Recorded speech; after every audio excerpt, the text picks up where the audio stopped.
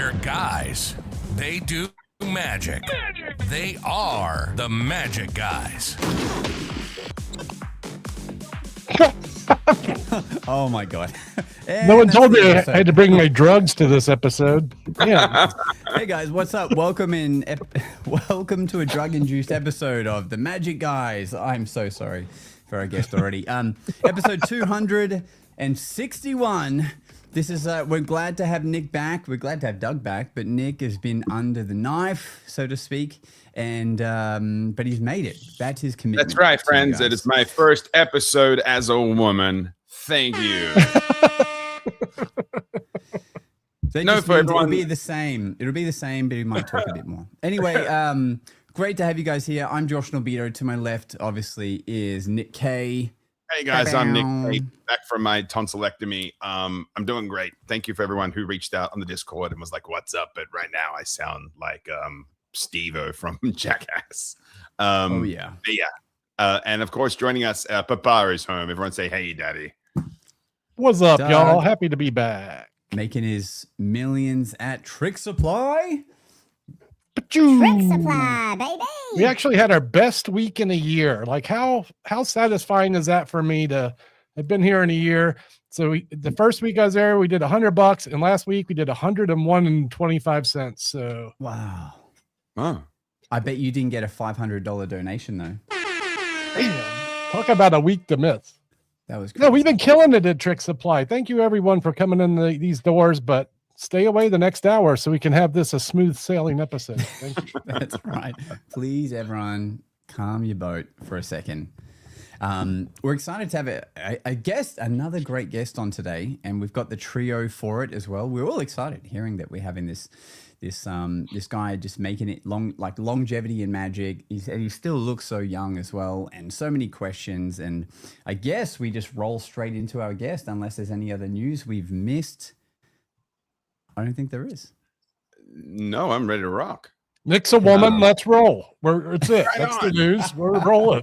Let's give our friend the respectful intro, you guys, because friends, he's a really special guest. I've had the pleasure of befriending him some weeks ago, and his kindness has been absolutely phenomenal, and the knowledge he has is even more phenomenal. So this is someone who's not only mastered magic, but has built an entire career around personality, storytelling, and connecting with an audience. He's been a staple of the San Francisco magic scene for decades. He runs his own theater in Union Square. He's delivered TED Talks and he's performed for some of the biggest companies in the world. But what I love most about this guy is that he doesn't just do magic. He truly understands people. And it's my pleasure to share with you this evening. Please welcome the one and only Mr. Jay Alexander.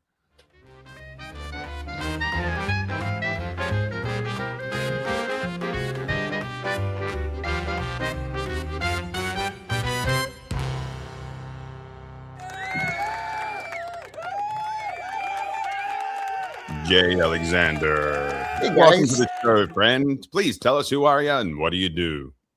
Thanks for having me. Who am I?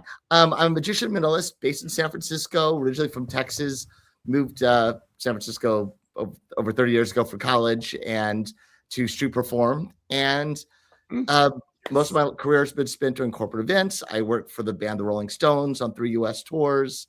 I worked for Robin Williams for many times a year for 20 years. And 9 years ago, I opened up my theater, the San Francisco Magic Theater at the Marrakesh in San Francisco. And where I'm there now, we do 5 to 6 shows every week. Wow. There's a lot to unpack there. That's a lot. So I guess let's make a smaller question. What don't you do, buddy? Now this is all I do. It's all I do. Yeah, you don't have time for much else. Yes. Let's roll back. Let's roll back. Tell us about the Stones. Tell us about Robin Williams. And tell us about street performing, please. Well, street performing actually is still, even though I don't do it, it's been decades since I've done it. I feel it influenced who my character and who I am on stage so much. Mm-hmm. And I'd watch street performers, and to this day, I feel like some of the best performers in the world are street performers. Going to Edinburgh, Fringe Festival, to watch people from all over the world, and you're like, oh my God, this is the best show you've ever seen. And I always felt when I was young, I'm like, how do you clean this up and put it on a stage? Because you'd see some acts that were amazing on the street that can't transition. Right. And then, but then I look at my favorite acts. They're all people that transition that at one point did street shows.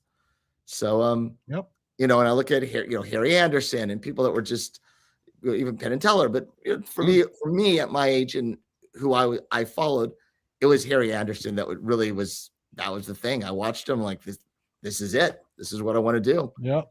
And but my celebrity stuff in performances, I moved to San Francisco. I was 18 years old, and about 2 years later, I met Bill Graham, who was a big concert promoter in the 60s from the bands like the Grateful Dead, Janis Joplin, all those big bands. He was the one who he had a venue called the Fillmore, both in California and in New York, but he also managed a lot of bands, and he saw me perform, and I was just, at that point, I'm 19, 20 years old when I met him.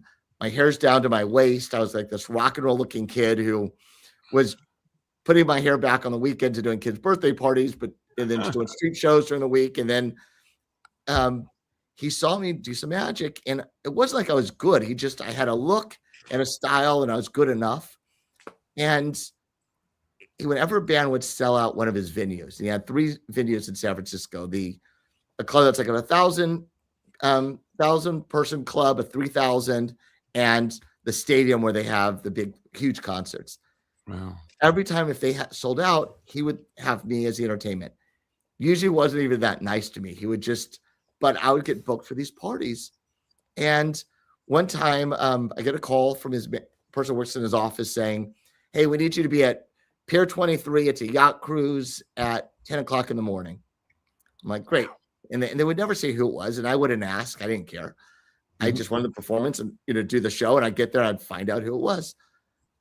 And I get to the pier and there's nobody there. And it's pre-cell phones. I'm waiting around. I don't know what to do. And I finally have a car drives up and they go, oh yeah, it's postponed for 2 more hours. And then it's postponed another hour. And by the end of the afternoon, and I'm like, I'm getting really pissed off because he never paid me that much. I was a young kid who needed the money. And I'm just waiting around. And then all of a sudden a yacht comes up and they end up getting people on from a different area. And I walk on, I'm like, that's Mick Jagger. That's Keith Richards. And it was just like, I'm like, what am I doing here? And end up spending the afternoon or the rest of the afternoon performing for them. And it was like a 2-hour cruise on the San Francisco Bay. Wow. And I hit it off with Ron Wood, the guitarist. And he says, what are you doing later? I go, nothing. And he goes, oh, why don't you come to the hotel? We're going to have a little party. And I'm like, okay. And ended up going to the party that night. And we're in the room. And he says, I'm an artist. And I go, what would be really good? If you would do paintings of me and then I could do magic in the galleries of the museums as they're showing your artwork, I bet you would help both of our careers. And I'm just being just a smart ass punk. And he takes out a thing and he ends up doing a painting of me and gives it to me. And it was just like, and we end up hanging out there till 4 a.m. and he invites me to the concert the next night and go to the concert. And he says, oh, you should come to LA with us. And I'm like, I can't just go to LA. I couldn't afford to just go to LA at that point in my life. And he's like, oh, no, we got it. And the management hated it. They were like, we don't need a magician as part of our entourage. But it didn't matter. I was a dancing monkey and I knew, that's my position there. And I was absolutely fine with it. So went to LA. That turned into 3 US tours with them after that. And what happened was they realized that it took the pressure off the band and everyone out backstage. People are all having fun back there anyway. But the first one I did was the Voodoo Lounge tour. And I was like the voodoo magician. And I'm just there performing for people and creating all this excitement backstage that they weren't used to. People were having fun backstage, but they didn't have people screaming and yelling. And to this day, I still take, if I'm doing close-up, I perform close-up like I'm street performing, where it's all about how do I build a crowd, build a bigger crowd, there's just no pitch at the end, but it's like, I want people screaming and yelling and amazed. And so that just turned into 3 tours. To this day, all of my best clients that are in both the corporate world and rock and roll world all came, and are celebrities in general, from the same thing. It's like a tree with vines. And I'm just like, everything can be tracked back to Bill Graham and the Stones. I ended up meeting, my first gig for Robin Williams was for somebody who knew the Williams family their home manager. They had a manager for their house and booked me for a party. And like everything for the most part can be tracked back to that. What's it like? Good gig. What's it like performing alongside an absolute like whirlwind tornado personality like Robin Williams? Like, I'll tell you, it's easier than performing for B-list celebrities. A-list celebrities, I feel, are so much easier because they've got nothing to prove. They're there just having a good time. It's the B and C list people that are like looking over shoulders to see what's going on that's better. And, it is pretty weird that I fell into performing for some of the biggest stars in the world. It's not like I tried to. To this day, when I think I want to do more of these, I'm like, I don't know how to find those kind of clients. They fell into my lap. They met. And part of it was I never went to the press. And when things would happen, I never used it in that way. So it's just like you show up, you be a good guy, you do the job, and you get more work from it. And once they know you're safe, your name gets passed around. I think a lot of the celebrities I've worked for, they're so scared of people taking advantage of them, and happens so often that I think that's why you can't market to that. You just have to end up falling into it. Man, I feel like more youth should know they can market their magic to, bands and things like that. What a great gig, man. It's like, and it makes sense there too. Like you said, you're the life of the backstage kind of, right? Yeah. And a lot of the times they don't need it, but the Stones were big enough that they actually didn't need it. But once I was there, they saw that it was fun and it worked.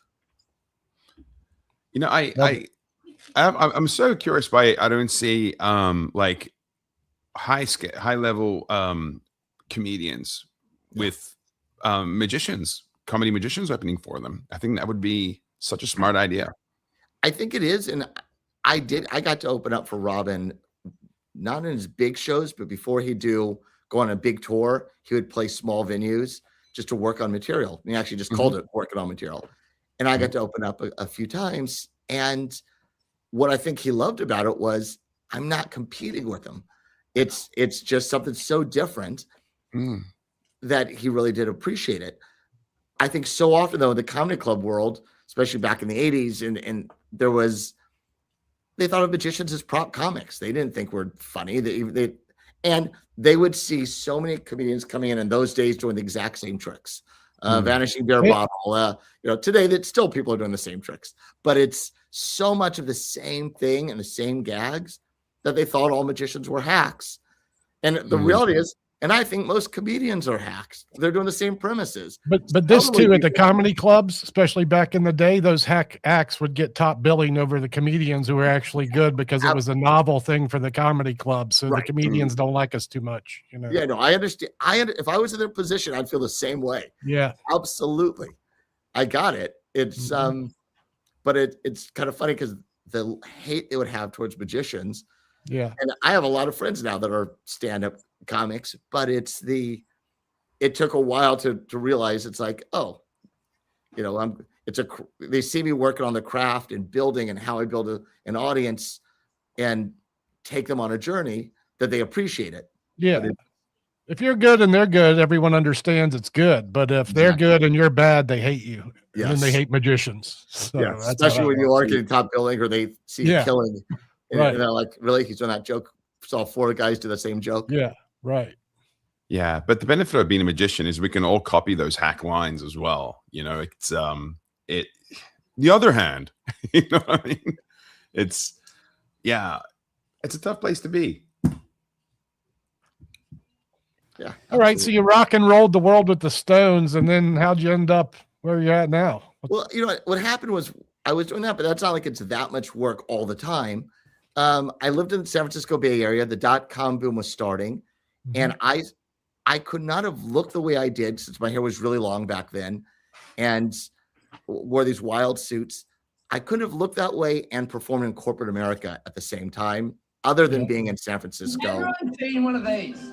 Ants are one of the most commonly seen objects. I don't know what that is. We're off the rails. It's all good. So yeah, I don't think I could have performed doing corporate events anywhere else in the world other than San Francisco during the high-tech companies where they wanted something hip and new. Yeah. And so at that point, I saw there's a market. I started doing sales meetings and trade shows, and just even with the trade shows, I would see other trade show magicians that are like, you can't come dressed like that on the trade show floor. And I'm like, back then, everyone looked just like a salesperson from the company. And I'm like, I'm not going to be right for everyone. It was before people were talking about branding, but I knew in my mind, I'm not going to be right for everything, but what I'm right for, I'm going to be perfect for. And I just loved that. Yeah. And so that's kind of the way I kind of lived my life the whole time, was just like, I want to work. I'm going to find those places and put myself out there and hustle like crazy towards them. But I'm not going to be doing medical, back then it's like, wasn't going to be hired for a medical conference. But I knew with the tech companies, that was the thing. And it's one of those things, as I get older, I also look at it, I'm thinking constantly of like, all right, how do you age gracefully doing this? So you're I'm not the guy that they don't want anymore, because I saw where I came in and they were like, people were leaving. And I'm like, yeah, same thing at some point is going to happen to me. And it's like, all right, how do you just keep aging gracefully that you just are always in demand? Do you find that in the corporate world, you almost have more authority? I think we mentioned this once before, but do you have more authority the older you get because you're sort of the same age as like the CEOs, for example? I don't know. I used to think that when I was younger that I'd get more authority. And I think that was the case. And as now, at these tech companies, at Google and Facebook and all the, Airbnb and all these companies that are the Bay Area, San Francisco Bay Area kind of companies, I think everyone's so young that that's not a thing anymore. I don't think people used to have this blind respect for their elders. And I don't think that's quite the same. And when I was younger, I thought that shouldn't be like, you should have respect for it. But I don't know. I mean, I don't think, how to put this? When I was a kid, I wanted to know what bands my favorite bands listened to. I wanted to know the magicians my favorite magicians looked up to. Now, I don't think if you're young, you look at it the same way. I think there's some people, not to generalize too much, but I think on average, that's not a thing the same way. It's like you got the information really quick on YouTube or, online somewhere, and you're out doing it and you don't care. And that's why you see magic tricks that, people are reinventing the original way to do it because someone else took it, changed it, sold it. And then someone else thinks, I'm gonna do it this way now. And it's like, well, that was the way it was originally done. Yep. Yep. And they're original. Okay. So, right. So that explains why you look so youthful and full of energy. You just, instead of doing the slowly aging gracefully magician, you're just staying young and energetic in your show. It sounds like. I love what I do. Yeah. I think that's the key. Yeah. It is I really do think it's the key. And I think there's a lot of people that'll come in that are younger that ask me advice. And I think their advice is always wanting to know about stuff so they can go out there and perform. But I think they like the concept of being a performer more than the idea of what it really takes to do this for a living and what are all the parts. It's not just the magic trick, but it's the, how do you connect? How do you show up at a gig before you even perform? I think those are all that's right. important things. You're on stage the moment you get out of your car, or the moment your car pulls up. You're technically on stage because people are making assumptions of you already. They see you're with someone in the elevator, and I have my buddy Tim Ellis has a Mad I agree Hatter. with that. Says the guy who shows up on a skateboard. Yeah. But that's my brand. But you know, like, so my buddy Tim Ellis has a Mad Hatter character, and he will purposely park his car 2 blocks away so that when he leaves the party, they just see him wander off. Because I think if you know, leave the party and jump into like a Hyundai Excel, you kind of break the illusion. You know what I mean? Like, it's Absolutely. And what's funny is I remember being in like 5th or 6th grade, and they had an entertainer come, and it was like a singer to my school. And I remember being so excited, walking out and spying and seeing what kind of car he got into. And it killed the illusion for me. right. Of like who the guy was. You know, let's play a game real quick, because I remember I redid my branding some while ago, and we're having a conversation about a friend of ours who just bought a car. I was at one of my residencies, and they go, "What do you drive?" They go, "I have a Tesla." And they go, "That's so on brand." And I asked her, I go, like, I never thought about like what I would drive as a brand. But then I asked my buddies in my cohort, like, what should I be driving? They all just went, "You should be driving an Aston Martin." And I'm like, "Yeah, man, I should be driving an Aston Martin." So what would be on brand for Jay Alexander to drive is my question. I've kind of had those vehicles, some of them. I had, but I never went to gigs in them. But like, I had an old motorcycle, the sidecar. I've had, I've had crazy vehicles. Because a lot of times when it came time to getting a vehicle, I would think I'd get something, you know, normal and dependable, or I'd get something really cool and different. And usually got the stupid thing that ended up costing more in the long run. But you know, but and then I had kids, and then during that time I was driving a minivan, and everybody would be like, "What are you doing? That looks so weird that you're driving a minivan." And I'm like, "It's my car. I don't care." But I feel like Doug Kahn should be rocking up in like a hot air balloon. That'd be I great. like it. I was thinking it'd be something dorky like that. I don't know. You're just trying to reference the movie Up, Nick. I just The grandpa going up in the house. But you know, I remember doing a trade show years ago, and this guy comes up to me, a magician from Florida, and he says, you know, I go, the trade show happened to be in San Francisco, and I go up and I go, "Hi, I'm Jay," and he goes, "Hi." He's like, "Where are you from?" And I go, "Here." And so he took that as he's a real performer because he's traveling to perform, and you know, and I'm in my early 20s, and he just had such attitude. And he made some comment as we're talking about the car and how important as he drives up, the look of the car. And I were thinking, you know, so few people see the car. If you had a nice suit and your shoes are polished and he had a Mont Blanc pin, if that's a status you want to give off, the Mont Blanc pin is a better investment than your fancy car. Yeah. You know, and honestly, like the suit isn't as important as the condition you keep it in. One of the best bits of advice I got from a sales coach called Brad Lee, he said, "What you have," and I think this applies to life, so I'm going to say it like this: what you have in life is not as important as the condition you keep it in. It's great. And I think that, and it's true. It's like, you know, so like, what good is your $3,000 Armani suit if it looks like, you know, mothballs holding hands? You know, like you're better off having a $200, you know, cheap suit that is brand new and looks the part. And, you know, same thing. It's tailoring. It's like, get a cheap suit and tailor it if you can't afford the expensive suit tailored. And I go back to, I'm a big believer in constantly editing. And it's like, whether it's your script for your show, getting out every word that's useless, taking in it for every joke. It's like, I really do feel every word said on stage should be the setup of a joke, the setup, the punchline, or setting up a trick, and hopefully more than one. And, you know, it should be taking care of 2 of those at the same time. Right. And so I'm always like, get rid of those words you don't need in a show. And but I also think that goes with the props on the stage, that goes with your promo, that goes with your dress. Like, you know, tailoring is basically editing. Yeah, I think I even look, I take it to the point where like I even dislike wearing a wristwatch when I'm doing magic, because to me a single ring, as a sleight of hand artist, rings, bracelets, anything of that nature is like, it's just a distraction. Like I actually shave my arms, like, so that there's no hair on them when I perform. Like, to me, pulling up your arms and having those hairy Robin Williams' arms is a distraction in itself. You know, anything that detracts from that should just be eliminated. That's why he shaves his head. Like he actually has a really thick head of hair, but it's a distraction from the magic. Afro. I'm gonna have to see my therapist after this episode. I drive a shitty car and I got hairy arms. Jesus Christ, fellas!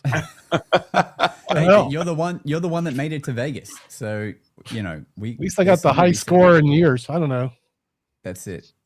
So Tim Askin asked a good question, and maybe it's some of the things you've just said now, but he said, "What is something that you would tell your younger self that you know now?"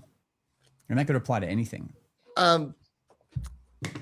The magic has to be good, but the magic is so just a small part of doing it for a living. Right. And it's such a small part of it. And I'm also like, not somebody who, there's people that they put too much energy into the marketing and don't have a good show. And those people, I think, bother me more when I see someone that's actually getting work, but they're just getting work one time because they've hustled like crazy and gotten the work, but never get hired again.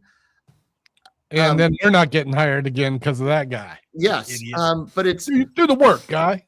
It's the thing I would have told myself years ago, which I do now, is videotape every show, watch it, take notes. And when I heard David Copperfield would watch every show, I don't know if it's true or not, but I remember hearing that when I was younger, that every show and he'd be doing 3 shows in a day at times. He would video them, he'd watch them. Oh, you know he will. Yeah. Yeah. And I always thought, I don't like the way I sound. And this is the thing you hear everyone say, that it's like, I don't like the way I look. I don't like the way I sound. It's just so hard to watch it. And I don't know if you know who Alex Ramon is. It's one of my closest friends. And he has a show in Tahoe, and he at a casino. And we'll talk a lot about this. It's like, how do you expect someone else to watch you if you're not willing to watch yourself? And that is, to me, it's like, that's what it comes down to. It's like, watch it, because nothing's going to get you better than really doing it. And it's sometimes hard because you're so you know the show so well that you're not going to watch it the same way as if you watch it 6 months from now. But it's still because you know every word you're saying, the tone. But at the same time, I do think watch it. And the thing I would have said to my younger self also is find mentors. I was way too much of a person that did everything myself. I wanted to make the promo. I even saw my theater. Every poster on the wall, I've hung up. I framed them. Like, it's pretentious, but I look at my theater and I think this whole thing's one art piece. And I love that because it's if you like it, great. It's you like me. And if you don't like it, you don't like me, but it's all me. At the same time, I now know I would have gone a lot further if I did have built a team around me and was better at doing that. That's what I would tell the younger self. It's just like, get a team. Do you have a director for the show? Get a team. You still do too much yourself. What'd you say, Doug? Do you have a director for your show, or is that something that you used? And a little bit, not as much as I should. I definitely think that's the best thing, really great thing to do. But I've taken like workshops with Bob Fitch and Avner the Eccentric, but they're more like workshops. It's not like real come into a serious directing of my show.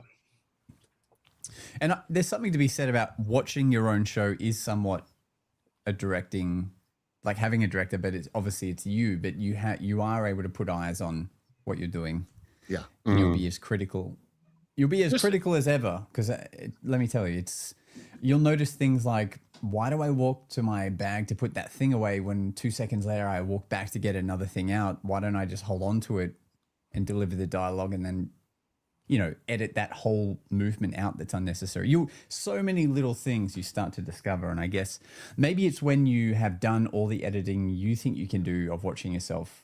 Yeah. Before then, maybe you bring someone in to watch.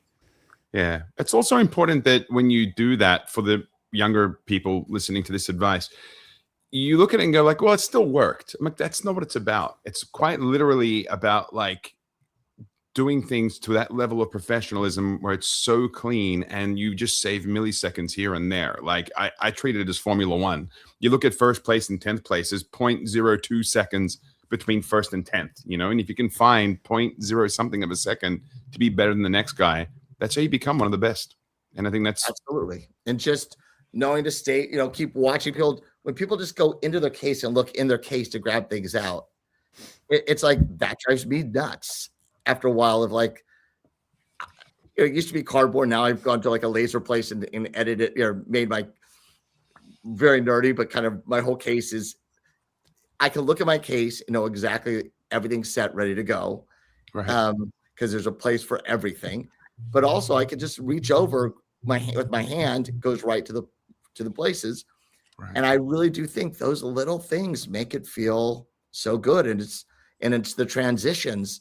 When you're younger, you think a lot of times you think it's all about the trick, and oh man, the best trick. And it's like, yeah, the tricks are so important. Doing good magic is really, I love, but also that finishing one and getting to the next and having that transition be smooth. It to me is crazy important. And that's just something we don't talk about enough in magic. Yeah, it's like, what are you doing between the space that the spectator's leaving the stage and you're starting the next thing, or when they're coming on stage? You know, are you just standing there going through your case with nothing happening, or are you playing music, or are you saying a joke, setting up a punchline? You know, that's the fun stuff. I mean, like Jay said, every line for him should be setting up a punchline or delivering a callback or something important in the effect.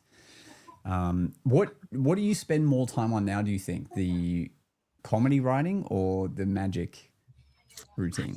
It's all in there together, but and sometimes it's the premise, you know, first. For me, it's the coming up with is the premise of what I'm trying to say and do. And then, you know, finding the trick. And there's been lots of tricks where I'm like, oh my, I think this is the best thing for me. And you get it and you're like, that's stupid. And I just can't make it work. And other times you get something and put in the show that night, which I know I shouldn't be doing, but I'm like, I'll try one thing every so often. Well, I'll just put in the middle of the show something bad.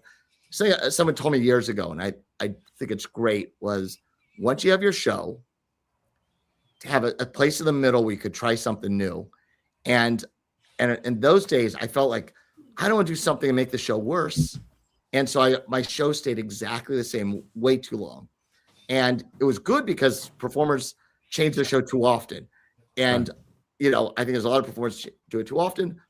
I always keep it so where I felt like I had a great show and it stayed at that place. And they're like, no, put something else in. It's not going to make your show that much worse, but it will maybe make it that much better. So love it. You know, and then don't do it with the whole show, but that one thing every so often that you can do, and, you know, put it in and then just try to figure out why does this work? Why is it me? There's tricks I love that just don't fit to my character. And, you know, so it's like, yeah, you don't have too many powers. I'm a big believer in, especially with doing minimalism, don't have every power in the world. Right. And when you're performing at the Magic Theater as opposed to on a corporate stage, how different do you perform? Like, does any of your corporate material also appear in your theater show, or are they a lot of it's the same? How I do it is quite different. And then in the theater, I have a lot more production value. And even though it's a small theater, it's 45 seats, we still have, you know, a lot of lights and sound and the pre-show music. To me, even for corporate shows, I think a lot of performers don't think enough about you're setting the tone for the show before the show starts. So in a corporate event, if you can control what is the pre-show, the dinner music that's playing before you go on at a gala, that builds the energy. And so if you can have control of that, I want to have all that control. But at the theater, I have so much more. And I know there's people that are young that come in, they're like, oh, well, you can't do it with it. They've seen the show, they're like, oh, you can't do it without all that stuff. And I'm like, oh, I can. My whole concept is you want to be the best damn acoustic performer you can be. And then you start adding as much production as you can, because I want people to leave the theater being like, what the hell did we just see? Like the greatest rock and roll show in a small theater is what I want that feeling to be for me. And I want people leaving with me, building the energy. I want people going through lots of emotions. Did they, they laugh, they cried, all those things. I really do want that.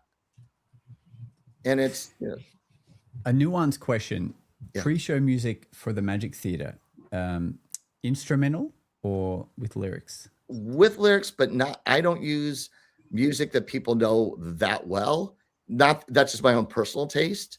I mentioned my friend Alex. He uses all top 40 music because he's younger and he kind of goes with his thing. And I watch people in his audience dancing around all excited before the show because it's their favorite song.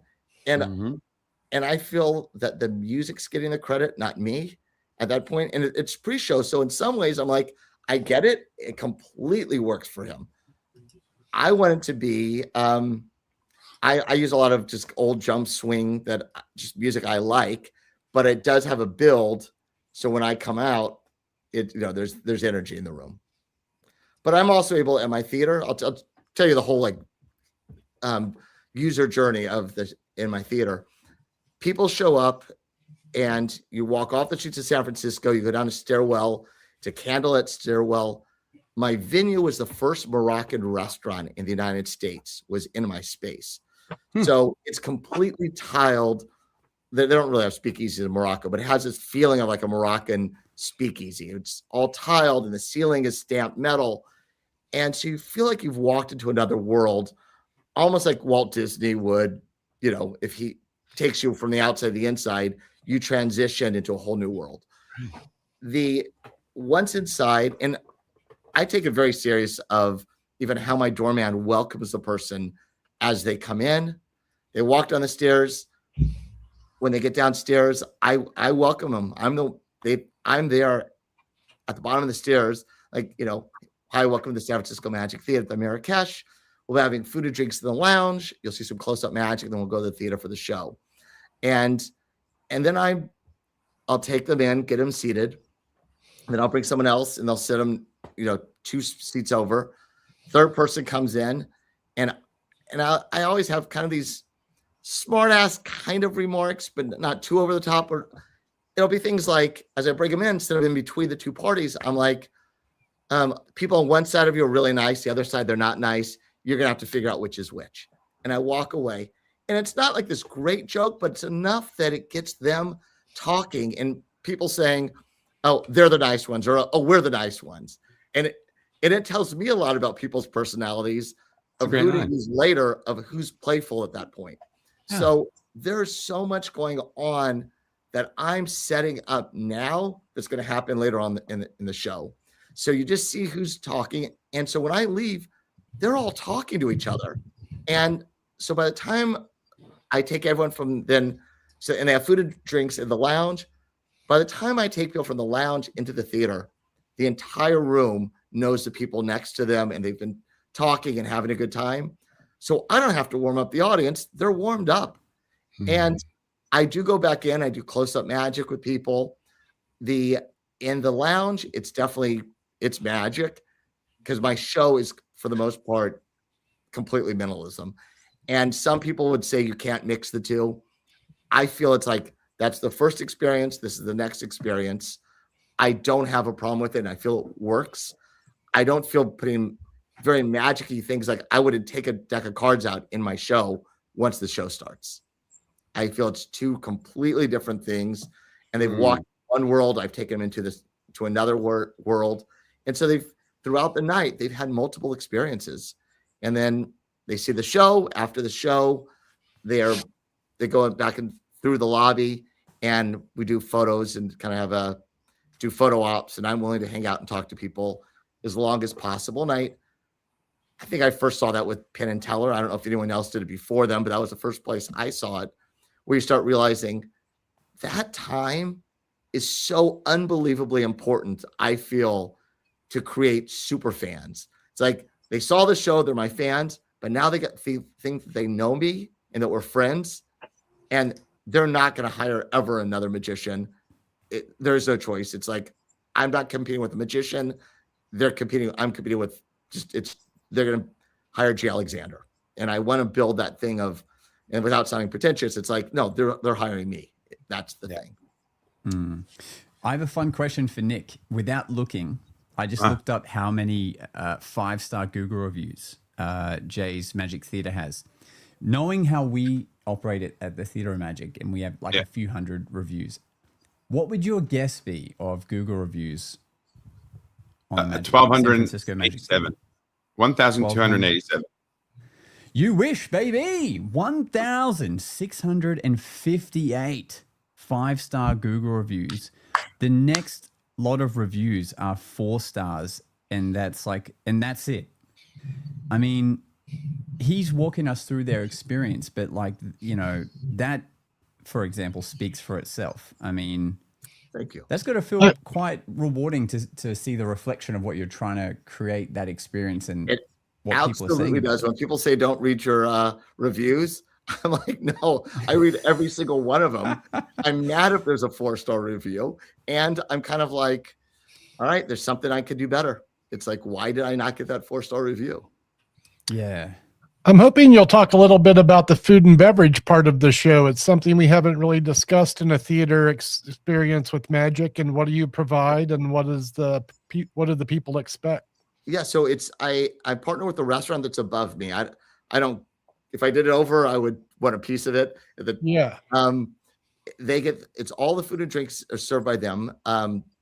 It's a Moroccan restaurant above me. What happened was, the original one was in my space. It got so popular, it moved upstairs. It's not the same Moroccan restaurant, but reopened as a Moroccan restaurant years later again, and upstairs. And so they do my food and drinks. And so if the service is bad, it reflects on me. Right. So, but I get no part of it. And if I was starting over with a theater, I would definitely want a part of it, even though I don't want to own a restaurant or a bar. And I fight with this a lot. This idea of, if I did someplace else, would I want the bar license? And I think it's like stupid not to. There's a lot of money to be made there. Yeah. The flip side, I don't want people drinking that much. I'm always like, I want them having 1 drink, maybe 2. I definitely don't want 3. But if you own the bar license, you're like, yeah, of course you want them drinking, because that's how you make your money. It's and so I'm always fighting with that of like, can we do that? And if it's up to me and I had someplace else, like, it depends on where I'd be, but I love the idea of having. I was in Singapore. They had gourmet milkshakes at this place, and they were like $25 each, American dollars. I don't know what that is. Relates for you guys. Like 100. I was just like, they were selling them nonstop, and I thought, I want a place with milkshakes, high-end milkshakes. Yeah, I like it. But it's y'all do any food and beverage at the Theater of Magic, Josh, Nick? You guys got anything there? The hotels offer food before people come in. Like separately, they can have dinner, at least in the Brisbane venue. We do allow people to bring drinks into the theater. I know some places like Steve Cohen's Chamber of Magic, you can't bring anything in, but they do have themed cocktails you can have like in the bar beforehand. But that's always a tricky thing too, that we play with in the late show, controlling or just being aware of, when you see someone come in and they've double parked with like 2 massive drinks, like you see those 3 friends come in with 2 drinks each, and they've drunk before they've come in, and you're like, oh boy. Yeah, I don't like the pre-gaming thing. It's just like, and thankfully I'm the experience they're coming to, so they don't have that much. They don't usually do that, but it's like tomorrow night we have a buyout, and for every time we have a buyout, I love that we're having a buyout, because it's it's more money. It's another show. Great. It's guaranteed. It's guaranteed. The flip side is, it's now their party, not my party. When you come to my thing, I don't look at it that I'm the star of my show. I look at it as, I am the host of this crazy experience you're about to have, and we're going to take on this journey.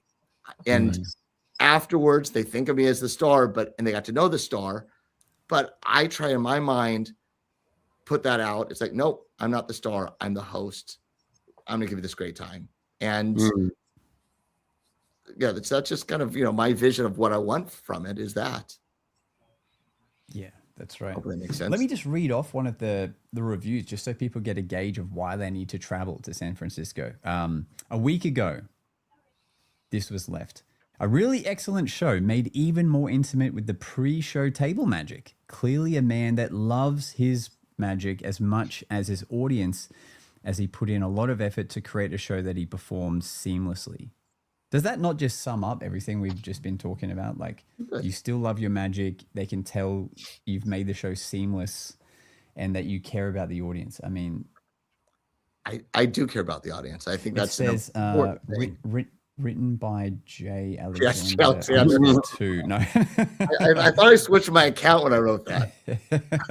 But there's I'm flicking through and there's 20 reviews just from now and last week.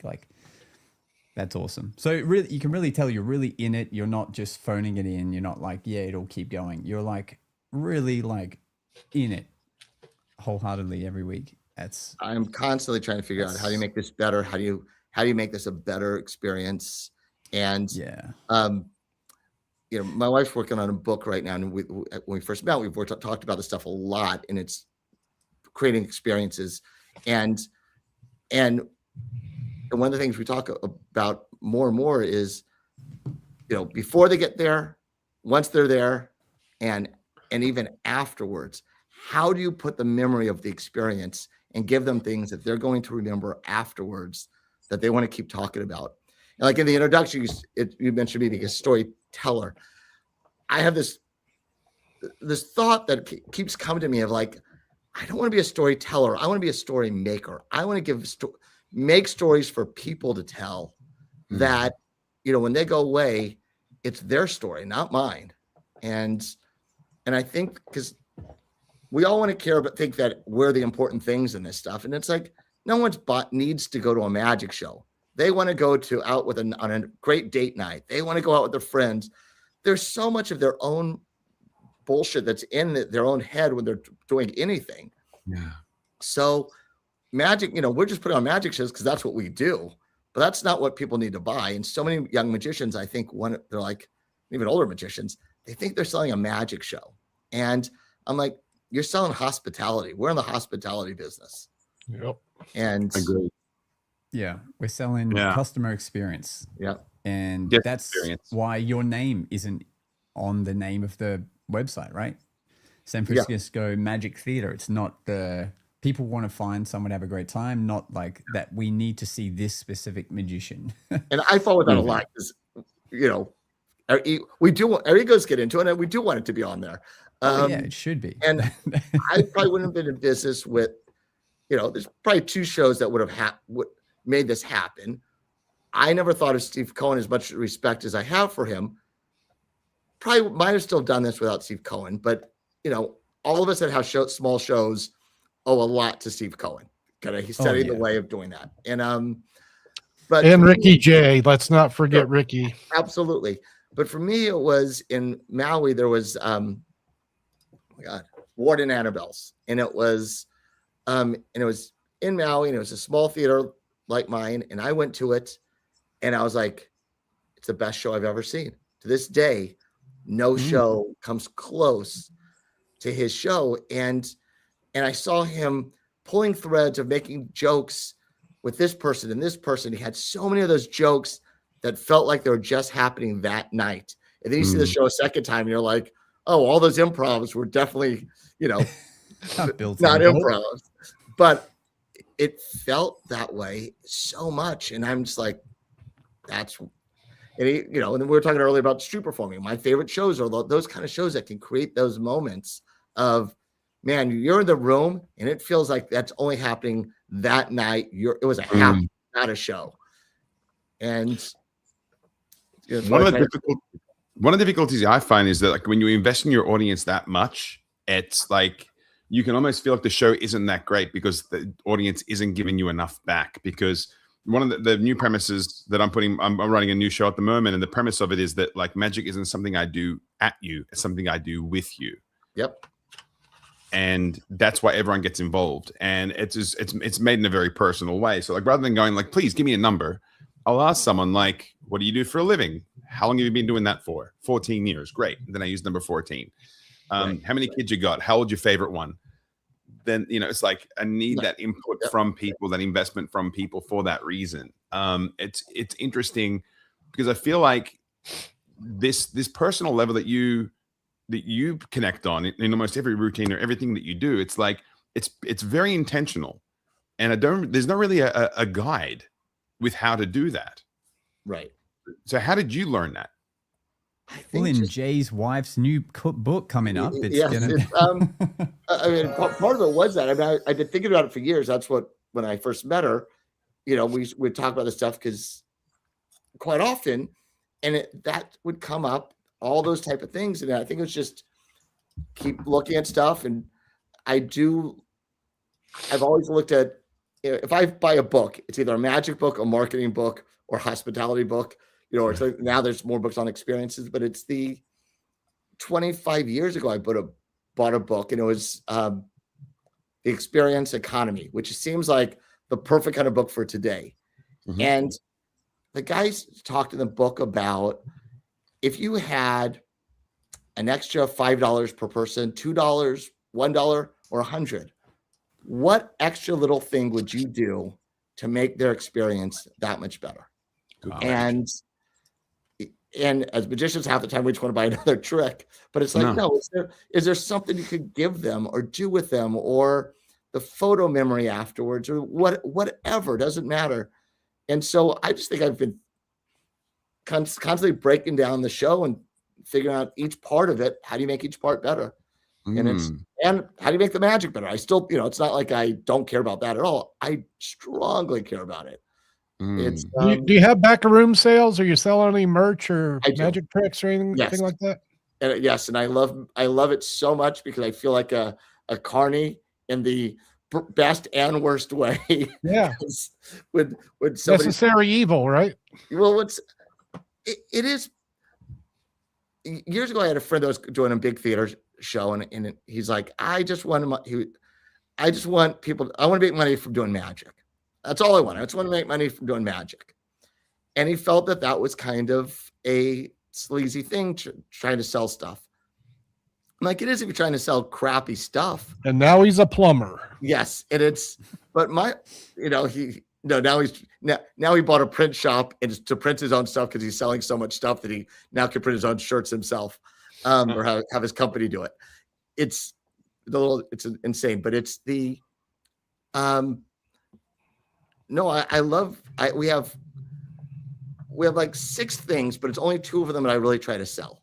And because I have souvenir coins, souvenir coins. Do you sell any magic tricks? I'm curious. Like I used to sell a magic set and I stopped. Yeah. I had a magic set and I had like a kids minimalism set. And I stopped just because the quality wasn't good enough. Yeah. When I finally opened it up, I went to make a video of them, and I'm like, yeesh. I just thought when I saw it, I'm like, they're so bad. I don't want that. So I've got a really good deck of playing cards. It's a regular deck. Nice. But I have like a 52-1 card on it, and a couple other tricks built into the deck that you can use as a regular deck. And it comes with I have a really nice video that I made of 6 tricks. Cool. So we sell those for $20, and I have souvenir coins. This is an older one, but they're just, and there's 2 tricks built into it. So there's the old 1089 trick built into this one. Yeah. So the date is 1089, and the back of it is a impossibilities trick from Jim Steinmeier with the clock. And my newer ones, which I don't have here. I'm trying to see if I have it on the table. They're silver dollar size. This is like a $half size, and it has playing cards, and it's a really cool trick built into the coin that's based on a different Jim Steinmeier impossibilities trick that I changed up and made it I hate saying I made it my own, but it doesn't look like the Steinmeier trick, but it's still the Steinmeier trick. He should definitely get the credit. I just made it I redesigned it to not look different. And Love it. So your people can buy the thing for the magic or as a souvenir they can enjoy just normal. Exactly. And those are the two that I try to sell. I've had t-shirts, then it got to the point where I'm like, I don't want to deal with the sizes. There's not enough markup on it. It's a bit of a pain. I have magic water bottle. I have water bottles that have old magic posters printed on them. We have a few other things. So we have some books. So it looks like a full gift shop, but all I'm pushing is the cards and these coins. Yeah. Love it. And the coins, and if anyone who watches this does pitches, and after the show, it's one of my favorite things. It's an old carnival pitch. And I don't say I'm selling them. I say at the end of the show, hey, if you enjoy the show, we have these souvenir coins. Picture of me on one side, a bunch of playing cards on the other. If you take the yellow card that's next to it, you're going to find it at the archway of the box office on the counter and on the table next to the door as you leave. Pick up the card, pick up the coin, go to the website on the card. There's a video of me doing 2 tricks that'll blow your mind. They're built into the coin that'll teach you how to do it. If you like a souvenir coin, they're normally $10. Throw $10 in the jar or $5 or $20. I don't care. I'd rather have one than not. And if you don't have cash, we take Venmo. And I don't know if in Australia if you have Venmo, but I go, it's an honor system, whatever you want. And we also have, and I do the pitch of the other stuff. But what happens is people think, it's like I'm giving it to them and now they're giving me money. And I feel like it's when like the Hare Krishnas used to be in an airport and they give you the rose and you felt like then asking for the dollar. Yeah. Or even for your talking to you for the time, you would give them that exchange. I don't think of us saying these are $10. I would sell very many of them, but because of the pitch, we make a couple $100 a show, and I don't even have to take the money from the person because I do feel, even though I will take the money from the person, as a performer, I don't want to be doing that transaction after the show. If that's the last memory of me is dealing with money. Yeah. It's like, I just worked so hard to give them this great experience. So that's, one of those things with the coins I love. And then the cards we have for sale and they can buy them. And either I'll sometimes take the money and sometimes the person who works for me does it, but that's still not the experience I want from them. I just don't have enough employees to at that point be dealing with that part. Love it. Smart. It is. It's really clever. That just opens up like 50 more questions, like it's so amazing. Do you find that performing at the theater like kind of ruins the fun of corporate magic a little bit? Wow. Like the joy? Yes and no. Yes, absolutely. I used to pride myself on loving doing corporate events that I knew I'm going into a situation where half the people were like really a magician. And nowadays, magic's changed drastically over the years. Where now there's a lot of people excited. You take out a deck of cards and people are like, oh yeah, it used to be you were even a walk around gig. People are like, oh, God, really? All right, show me the trick. And you'd have to win them over. Now I feel people are won over already by that. But at corporate events, you sometimes get that attitude right in the beginning. And I love that. I knew, give me 5 minutes, I'm going to own the room. Like, I love that feeling. Now, after the theater, where it's like they're come to see me, I don't have to win them over. I just have to lose them. It's kind of like working at the Magic Castle or any other places where it's like they're coming for this. You've got to suck to do a bad job. And so now, because I'm so used to that, when I have that little bit of that attitude, half the time I'm like, in my mind, I'm like, oh, I don't want to deal with this again. So yes, it does ruin that feeling for me a bit of like, I'm like, do I have to play this game again?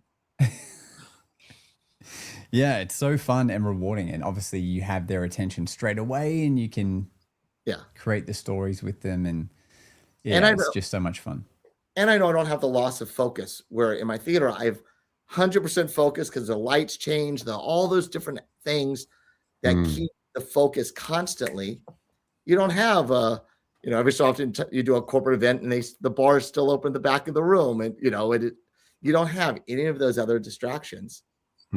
I was remember one of my least favorite gigs when I was younger, where I was like, was in Reno, at this casino. It was my first time, even though I was in a casino gig, it was at a casino, and I was so excited.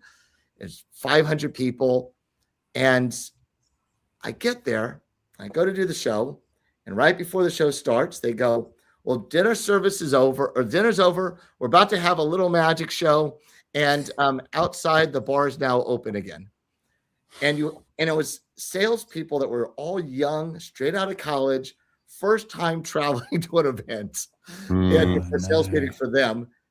The whole thing left, and I went from 500 people down to like 20 scattered around. And I'm like, bring your chairs up, come on up. Yeah, Jesus. What a pro. I mean, you go through it all.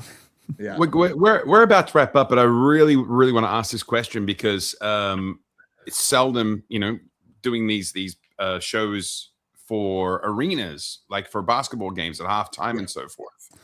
Oh yeah. Now, I really want to touch upon this because it's seldom do we get to meet someone who does that. So I'm curious, like in that seating situation where you're basically surrounded 360, what's that like? What advice do you have for anyone who does get approached to do these types of gigs in the future? Okay. Yeah. So for the people that are just on this that didn't know about this, I've been doing NBA halftime shows. And so how my thought on it is completely different than any magician that's ever done in the past, or not, maybe not any, but that I know of. Most people would come in and want to do big illusions. And the problem is a big illusion, a zigzag in a stadium is still a postage stamp. My whole thing is go smaller in some way. So I always do 2 parts because you only have 5 to 6 minutes to kill and get off. If you're past 6 minutes, you might not be done. You're off. They're pulling you off this off the court. So I do usually about 3 minutes of close-up magic. I try to get the team to find a local celebrity or 2, and I do a choreograph with the cameraman. You're gonna go to my hands here, up to their face, back to my hands here, back to their face. It's all about them. They go to a 2-shot of both of us. Because I know the beats, and I basically will walk through multiple times in the afternoon with the cameraman what it is, and I go to close up because I feel just like on television, a coin when it's close to the screen becomes like a big illusion. It's like when it's that close. So I just go with quick visual stuff I normally wouldn't even do. That type of just bam, bam, bam, machine gun magic in that first part, but want their face to be dropping. And then I do an interactive trick with the entire audience. And so for me, that's been the way I've been playing it. Was I want stuff that happens in everybody's hands, or using the screen. But it's so I've come up with a couple different things. So at the end, I always end with like, and if this happens, a standing ovation would not be out of line. And so it happens. And so now you have the whole stadium stand. All the person that knows that booked you is, oh my God, everybody was standing. We've never had entertainment do that. And it's like, I asked for it. It's a lot of places I would think that was cheesy and don't do that. In those kind of situations, I feel it's the right thing to do because it's all about that energy, because they only want you for 5 to 6 minutes and tops. And so that's how I've been playing it. So much wisdom today. Man, So it's much. been a learning experience for sure. Thank you guys for having me. I love it. Look, we're going to end. I feel like this whole episode has been this segment, which is the final word, giving some advice or anything you else want to mention. I feel like this whole episode has been full of those. But for one last final one, now you can follow all of Jay's work or go see his show. All his links are below wherever you're watching or listening to this. And thank you for joining us today in this episode, wherever you may be listening to this. So we're going to end today, episode 261, in the way that we always do, which is by giving our guest the final word.